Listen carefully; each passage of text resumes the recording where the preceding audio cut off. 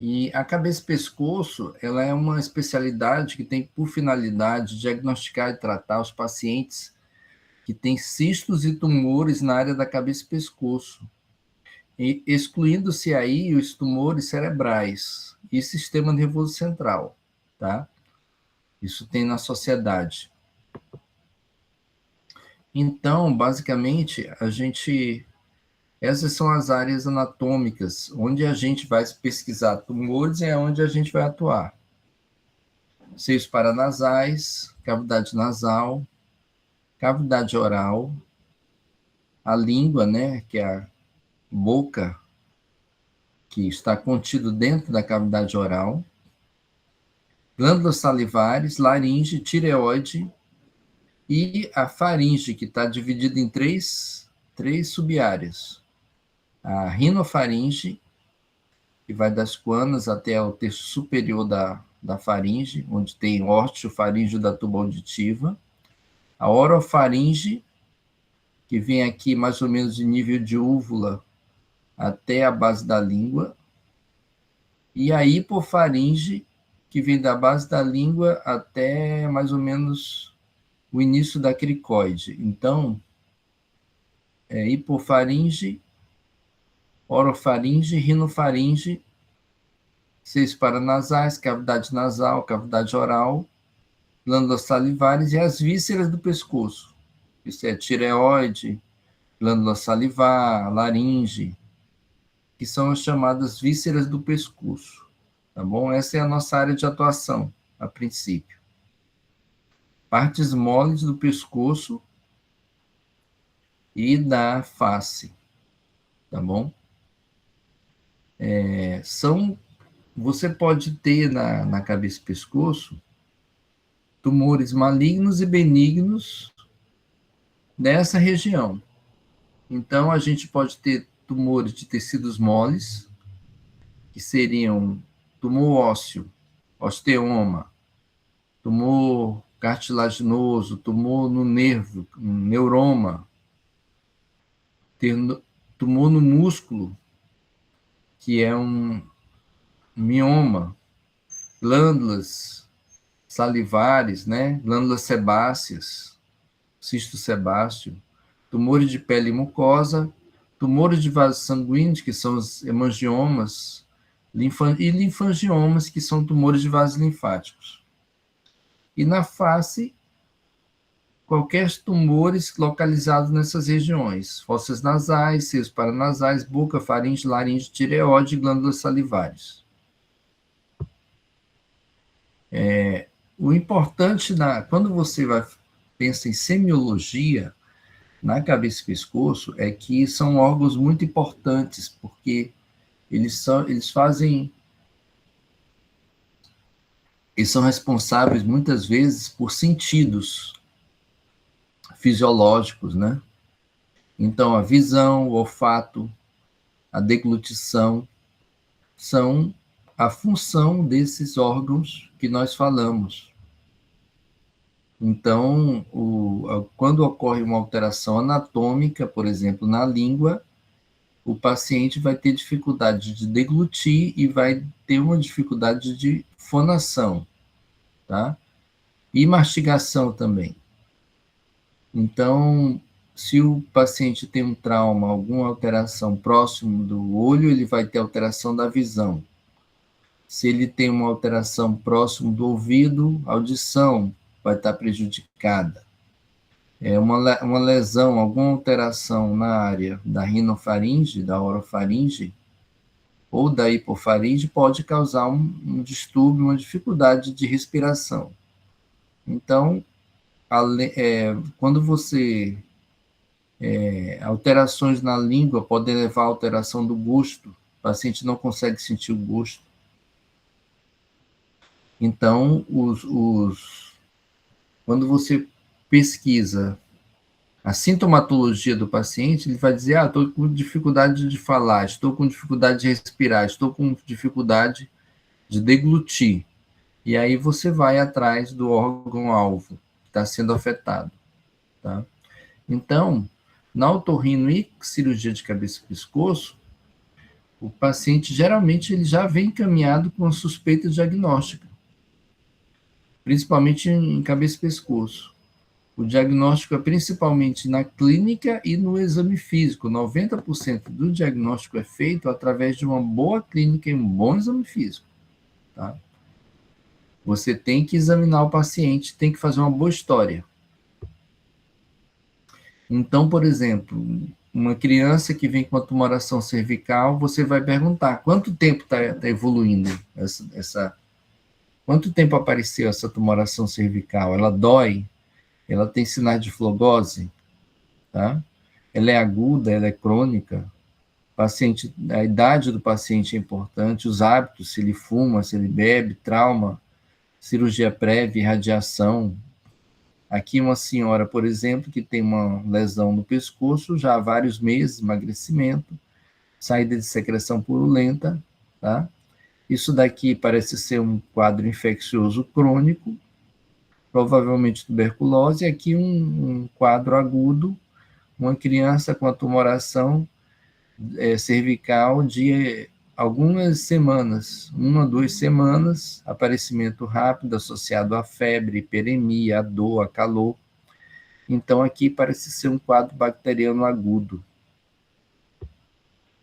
Essa criança proveniente do interior com múltiplas massa cervical.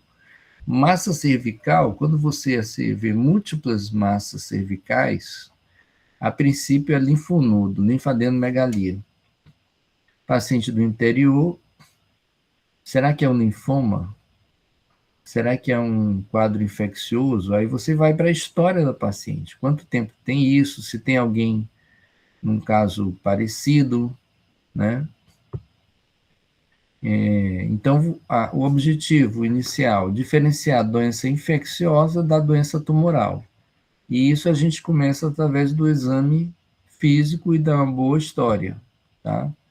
Essa criança, se eu não me engano, era indígena, grandes linfadenomegalias cervicais. Aqui, um outro paciente com a linfadenomegalia cervical única, tabagista, em torno de 60 anos. Aqui, um paciente jovem com infecção que é de aparecimento súbito cervical.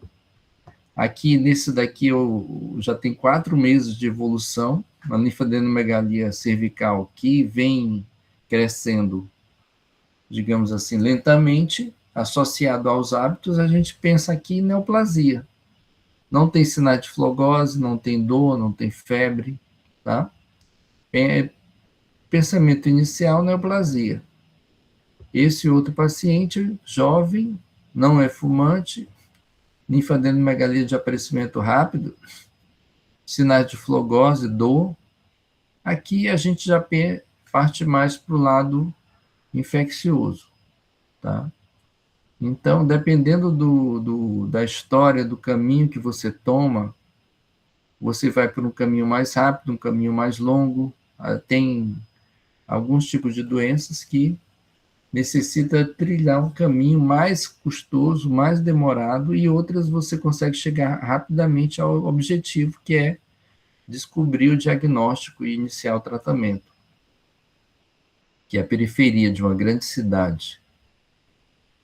E nós temos aí, então, anamnese rigorosa, história patológica pregressa, história social, se tem os hábitos, né?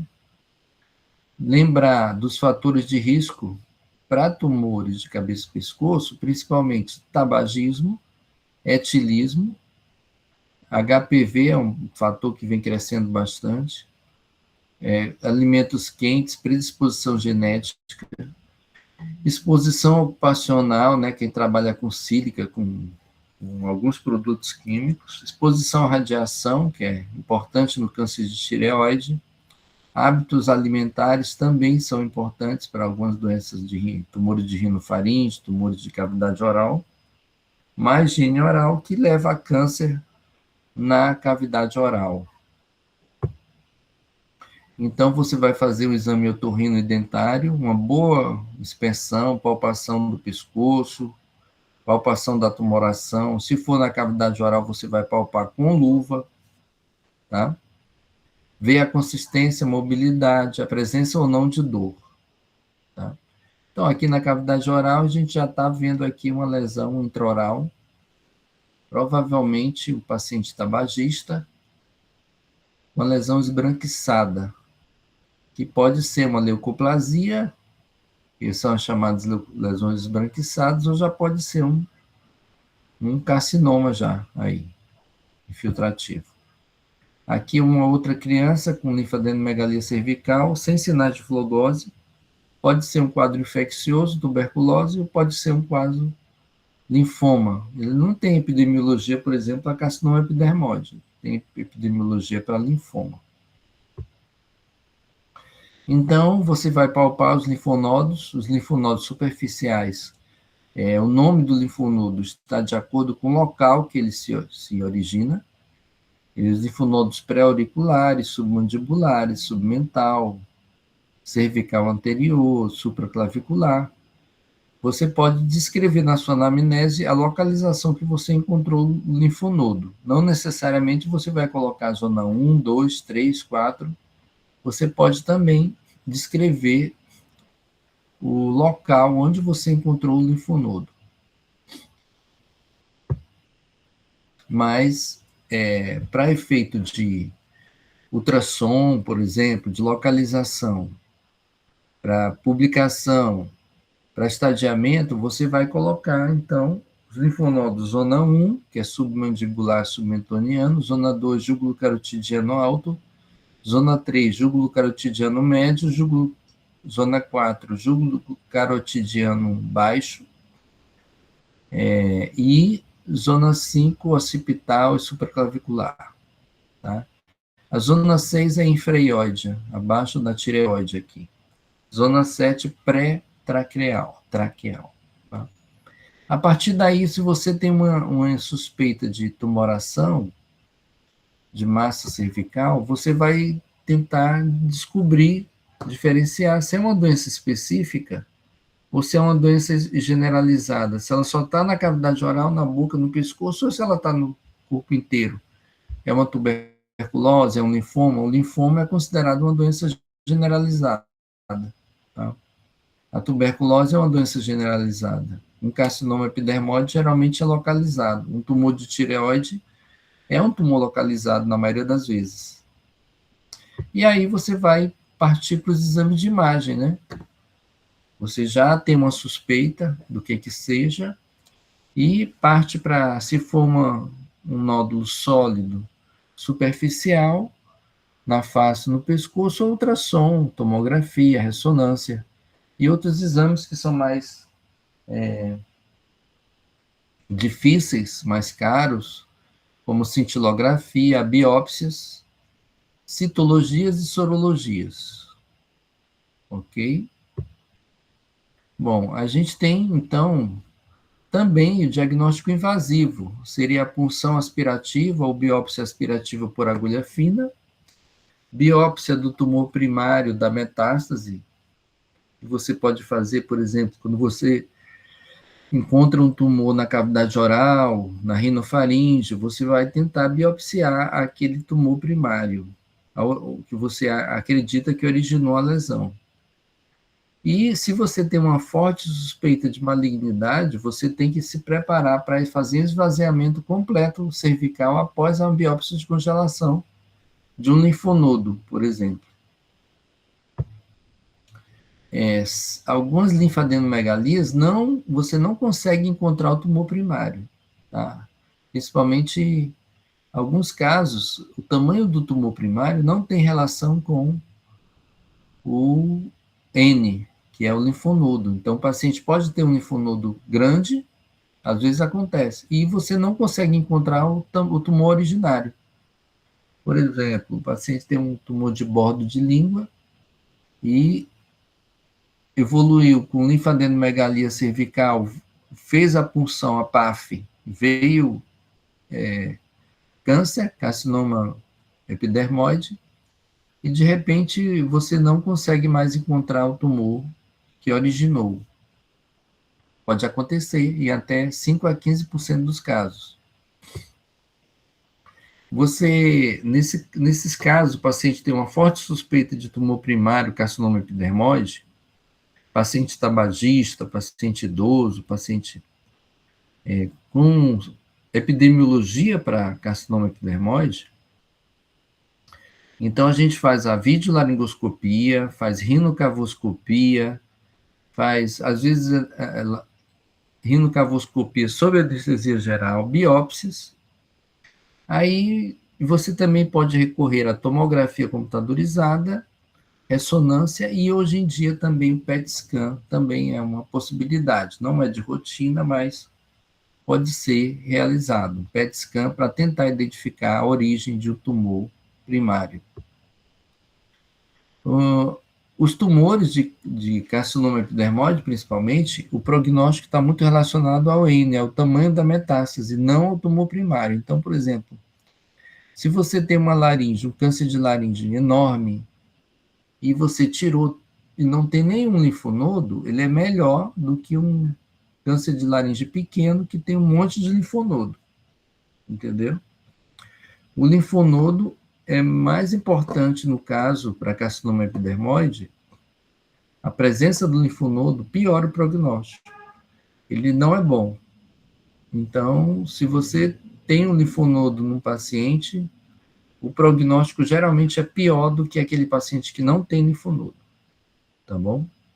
Geralmente não, sempre. Sempre que você tiver um carcinoma epidermoide e o paciente tiver um linfonodo, o prognóstico dele é muito pior. Então, por isso que às vezes a gente tem obrigado a fazer uma biópsia de congelação e fazer um esvaziamento cervical radical, ou seja, retirar todos os linfonodos afetados. Se você deixar um linfonodo no carcinoma epidermoide, geralmente vai recidivar e o paciente vai acabar morrendo dessa linfadenomegalia. Ele não morre do tumor primário, ele morre da linfadenomegalia, porque começa a crescer, infiltrar, ir para vasos profundos, carótida, jugular, e acaba indo, paciente indo a óbito. Então, principalmente carcinoma epidermoide, a presença de metástase é muito importante. Então, a gente, toda vez que vê um linfonodo, você fica preocupado. Em pacientes idosos com suspeita de carcinoma epidermoide. Mais jovens também, mas é mais comum em jovens os linfomas, que são os tumores do linfonodo, entendeu? E não metástase. Tá? O tumor primário do linfonodo é chamado linfoma. Bom, então, se você encontrou uma linfadenomegalia, pode ser originário de tumor de boca, de orofaringe, hipofaringe, laringe, cavidade nasal, seios paranasais.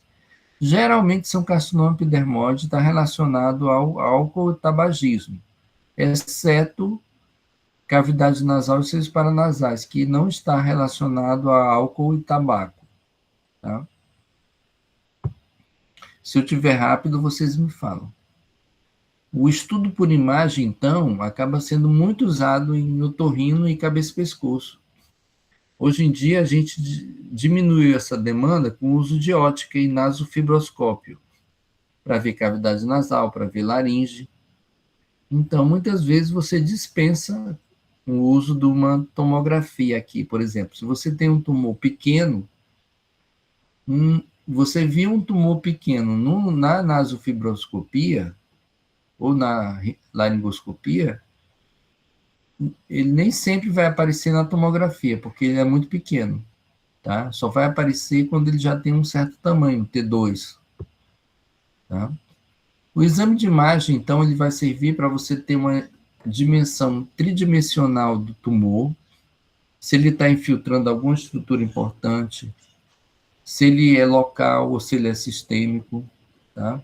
Se ele é alguma normalidade específica ou normalidade fisiológica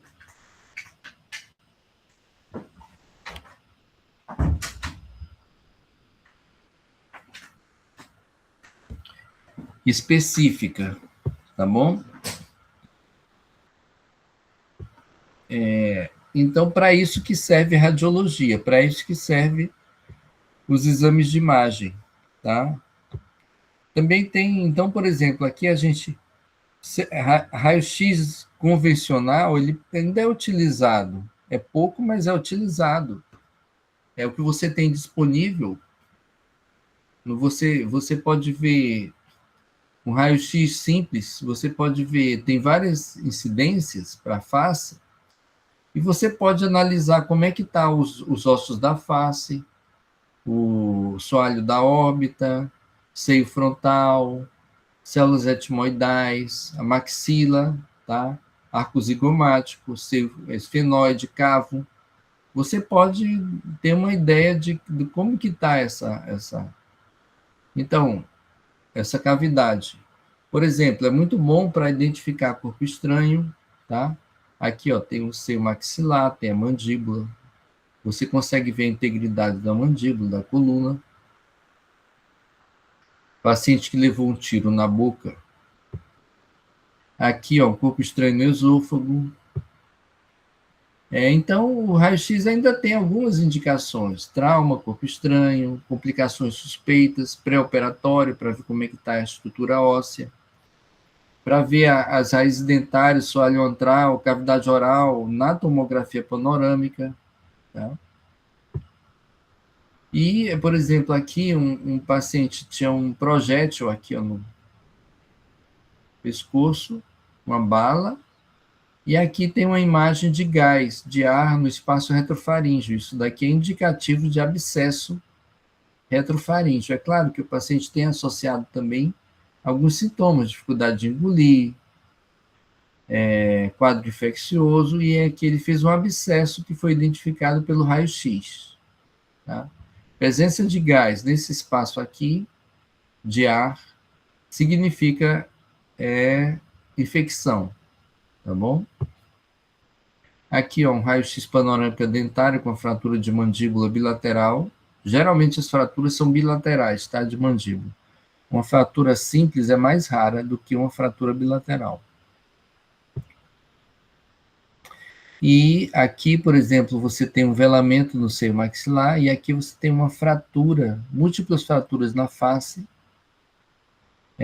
enfisema subcutâneo, nível hidroaéreo, hematoma, né? Aqui uma raio-x de um trauma e a tomografia do trauma, você vai ver que a tomografia ela tem mais detalhes. Para ver osso, é melhor a tomografia do que raio-x ou ressonância. A tomografia, você consegue agora fazer reconstrução em 3 dimensões, é melhor do que o raio-x, ó. Você programa a sua cirurgia com essa tomografia. Então, a tomografia para seios paranasais é o melhor método, oferece uma boa análise do osso cortical e medular. Você vê orifícios e canais de ventilação dos seios paranasais e você começa com cortes bem finos, 2 milímetros, tá bom? Indicações de tomografia: complicações infecciosas, planejamento cirúrgico, sinusite crônica, diferenciar se aquela tumoração é sólida ou cística, presença de corpo estranho, trauma de face, procura de doença oculta, tá? Aqui, por exemplo, a tumoração mostra uma perda, absorção óssea intra na mandíbula. Isso daqui provavelmente é uma neoplasia que está infiltrando aqui e destruindo o osso, tá bom? Então, você consegue planejar, você consegue ver quantos de centímetros você vai usar de prótese aqui para reconstruir essa mandíbula.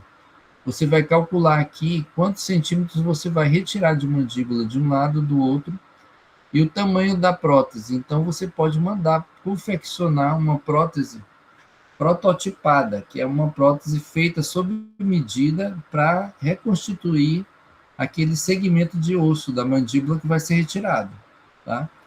Então, você manda a tomografia para uma empresa que vai produzir uma prótese específica para você retirar esse pedaço da mandíbula e vai ser recolocado essa prótese e o paciente vai ficar esteticamente e funcionalmente bem assistido. Tá? Aqui, por exemplo, você tem uma lesão suspeita na cavidade, na face, e você tem que saber se é possível operar ou não a paciente. Então, aqui você vê que tem uma possibilidade, a lesão é superficial, e tem uma possibilidade de retirar totalmente essa lesão através de uma cirurgia. Tá? Então, você retirou, ó, olha lá o segmento de pele foi retirado, e, surpreendentemente, conseguimos fechar primariamente. O idoso ele tem uma face bem assim, a pele estica bastante, e você conseguiu fechar primariamente essa lesão na face, através de retalhos, rotação de retalhos. Ok? Então, outra indicação aqui é observar tecidos moles no pescoço. Aqui você tem uma lesão no etimoide, aí você planeja qual incisão você vai fazer para retirar aquela lesão. Aqui você tem uma lesão no seio maxilar, já está até calcificada. Você vai planejar a cirurgia que você vai abrir esse seio maxilar para tirar essa lesão.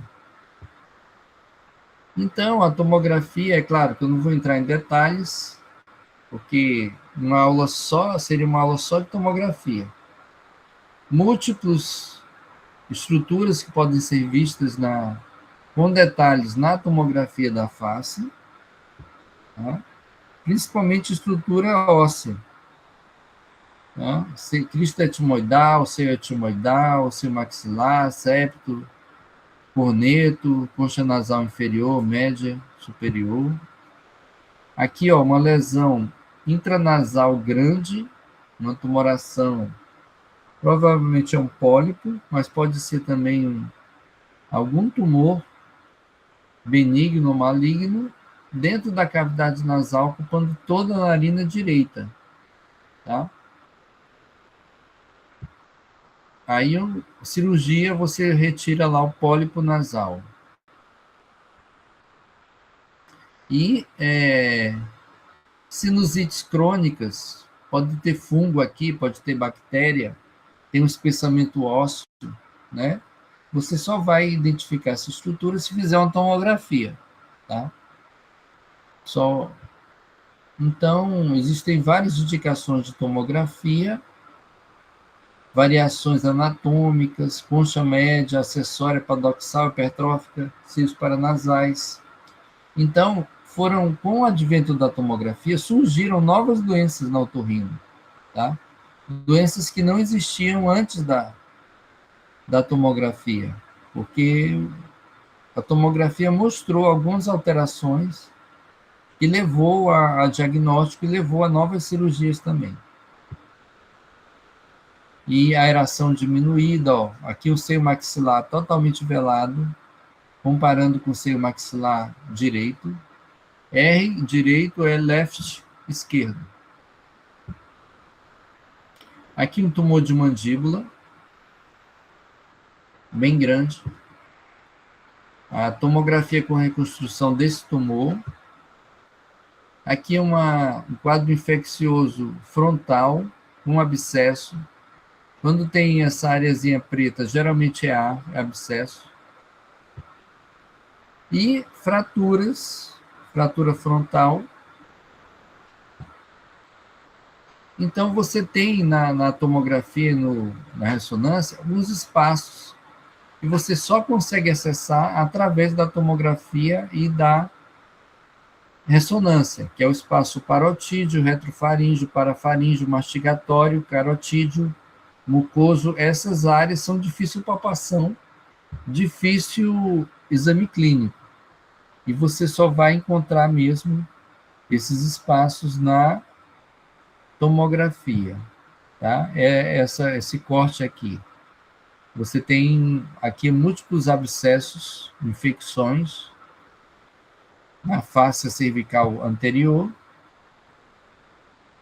E quanto a tumores, só tumores acima de 2, T2, são importantes para tomografia, tá bom? Tumores pequenos não aparecem na tomografia nem na ressonância, principalmente de laringe. Aqui outra imagem de laringe, a fenda, a glote aqui, e aqui tem uma lesão embaixo da glote. E você também é útil a tomografia para diferenciar tumores benignos, malignos, primários metastáticos, congênitos e inflamatórios. Tá? A tomografia, eu estou acabando, vou falar só sobre tomografia, porque já estamos acabando o horário. A tomografia, ela fornece informações sobre o tumor primário, estadiamento dos linfonodos. É útil para mostrar linfonodos que você não consegue acessar ao exame clínico. E adjuvante com a ressonância magnética para mostrar metástases cervicais. Tá?